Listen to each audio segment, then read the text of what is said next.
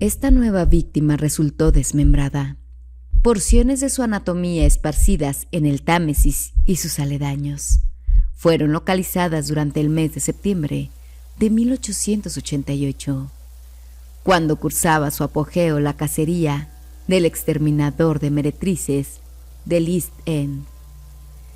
El día 11 de aquel mes se avistó un brazo femenino flotando en el río, en la región de Pimlico. A su vez, el 28 de septiembre, otro brazo se encontró yaciendo a la vera de la carretera de Lambeth. Por último, el 2 de octubre, fue advertido el torso de una mujer al cual le faltaba la cabeza.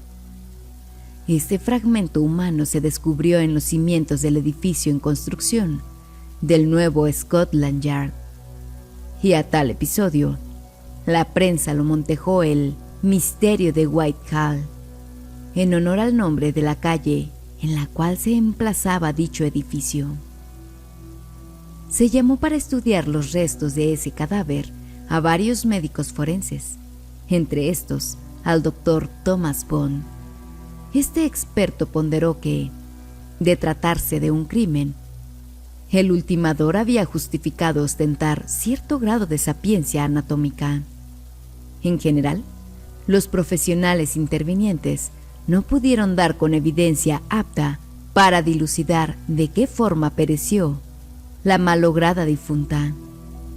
El también cirujano forense Charles Alfred Ebert, ayudante de Bond, opinó que el brazo rescatado del río correspondía al organismo sin vida de la víctima, cuyo torso apareciera en la obra en construcción.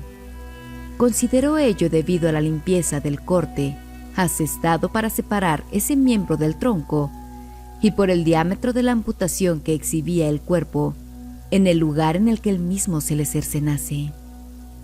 En su examen clínico, dicho galeno anotó que pensé que el brazo fue cortado por una persona que, si bien no era necesariamente un anatomista, sin duda sabía lo que estaba haciendo, pues conocía dónde estaban las articulaciones y daba muestras de que practicaba este tipo de cortes con bastante regularidad.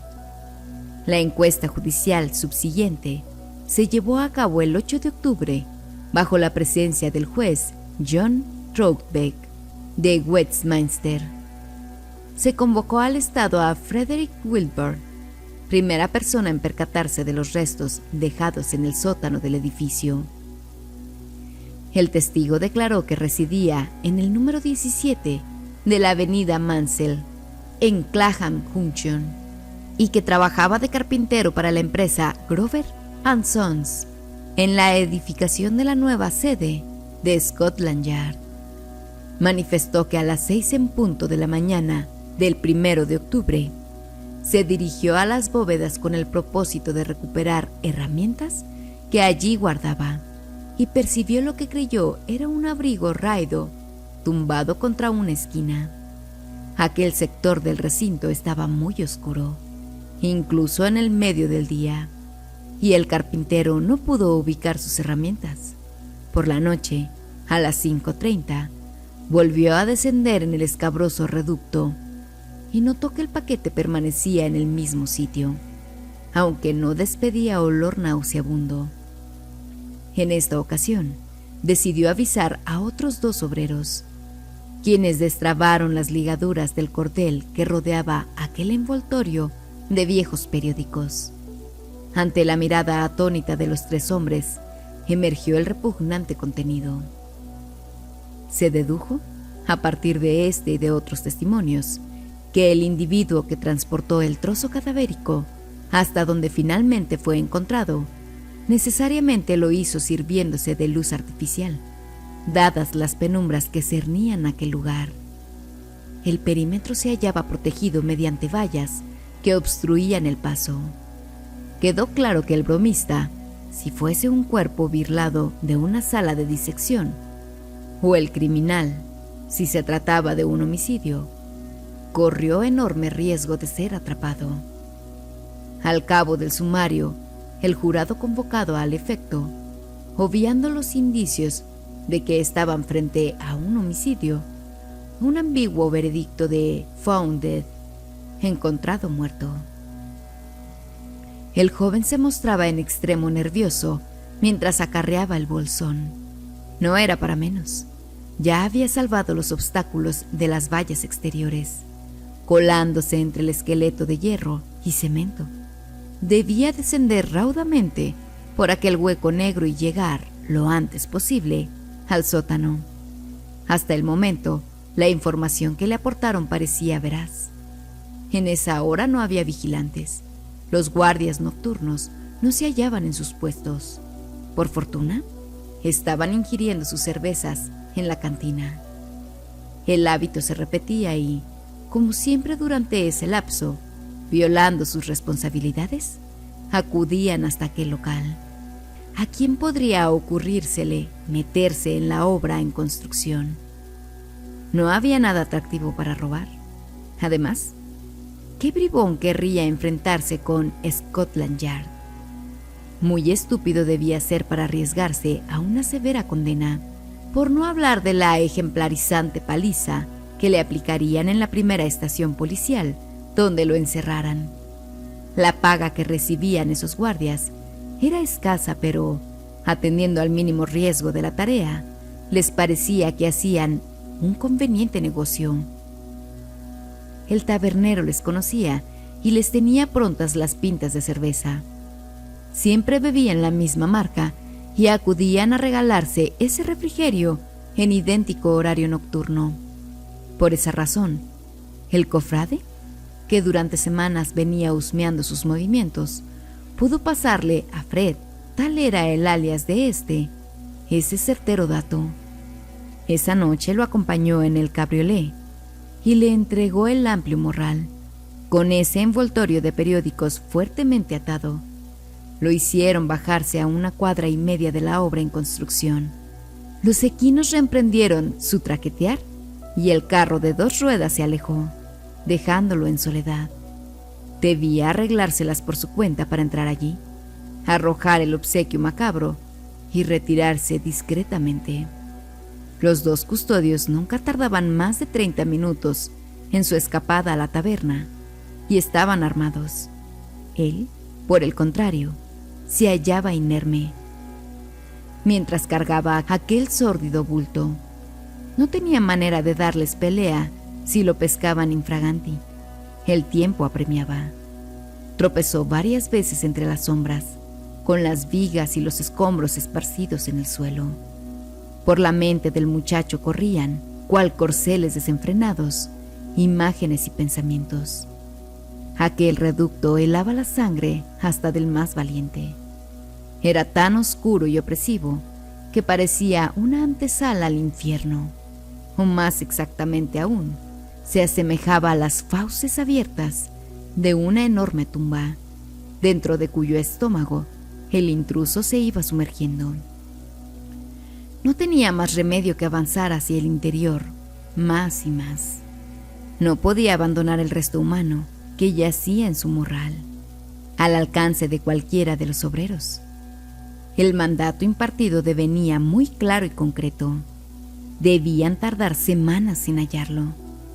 Si ya al día siguiente, por la mañana, los primeros trabajadores se topaban con aquello, su objetivo habría fallado. Y Fred no podía permitirse el fracaso. No debía caer en saco roto su extraordinaria muestra de coraje y lealtad hacia la causa, al proponerse para consumar el acto simbólico extremo, la burla suprema, plantar un trozo del cuerpo de la víctima recién asesinada en los cimientos del nuevo edificio de Scotland Yard. Ningún acólito se había atrevido a ofrecerse cuando el gran jefe lo requirió. Él, que no participaba del ritual, se enteró por boca de un informante. El líder estaba furioso por la cobardía de sus subalternos, aunque el miedo que paralizaba a estos fuese muy comprensible. Quien acarrease el bolso terminaría ahorcado si lo pillaban. No solo lo considerarían un asesino cruel, que desmembraba mujeres, sino un canalla que había tenido el tupé de faltarle al respeto a la policía británica. Pero el maestro poco perdía si Fred era atrapado. Aunque el muchacho conocía su identidad, su posible captura no constituiría demasiado riesgo. Antes de que pudiese abrir la boca, los policías integrantes de la secta se encargarían de silenciarlo para siempre. Los procedimientos policiales eran muy rígidos y se repetía idéntico esquema en un caso así. Un sujeto aprendido en aquel lugar necesariamente debía ser trasladado a la comisaría donde revistaban secuaces de la orden. Y precisamente allí estaban, camuflados bajo el uniforme azul, dos de los más fanáticos. El prisionero había tratado de evadirse. Pretextarían ante sus superiores aquellos pérfidos agentes. Se resistió con violencia y lastimosamente nos vimos forzados a matarle en defensa propia durante el intento de fuga. Fred depositó el paquete en el rincón más recóndito, cuando el aire enrarecido ya se le pegaba a los pulmones.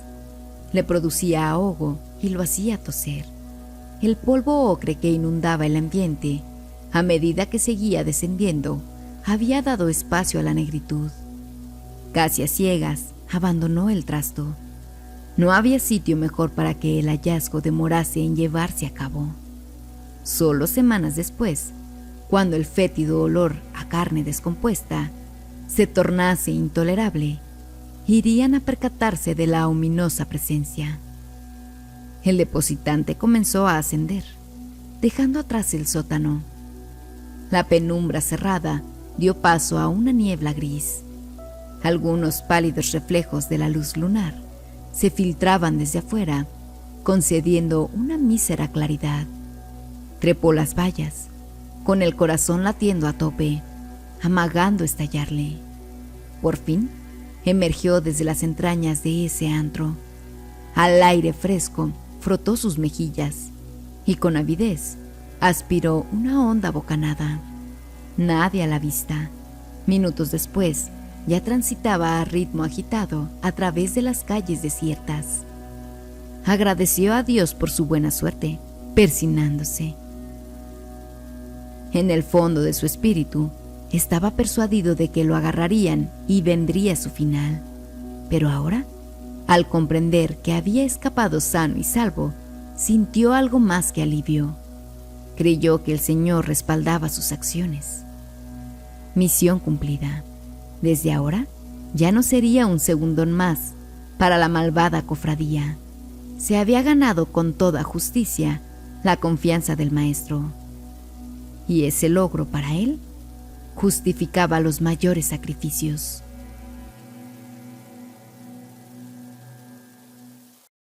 Gracias a los miembros del canal que hacen que este proyecto sea posible.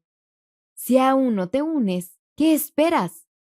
Pero si no está en tus posibilidades, comenta un gracias y deja tu like para que nuestro contenido pueda llegar a más personas.